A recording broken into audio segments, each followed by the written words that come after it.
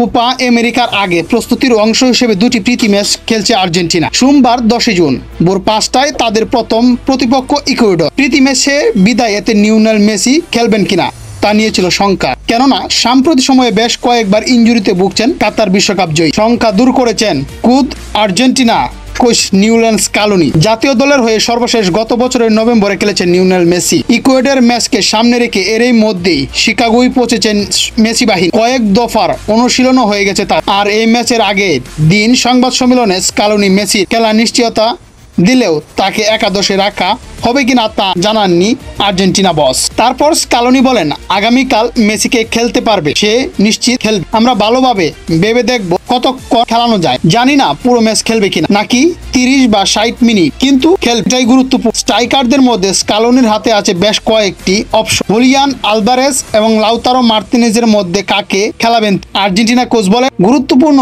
বিষয় হলো দুজন, আলভারেজ এবং মার্তিনেজ ভালোই আছে, আমরাও খুশি। আমরা যা ম্যাচ অনুযায়ী দুজনেই সেটা দিতে পারি। মেসির শুরুর একাদশ না থাকলেও আলভারেজ এবং মার্তিনেজ দুজনেই একসঙ্গে খেলতে পারেন স্কালোনি। সংবাদ সম্মেলনে এই ইঙ্গিত দিয়েছেন লিওনেল স্কালোনি।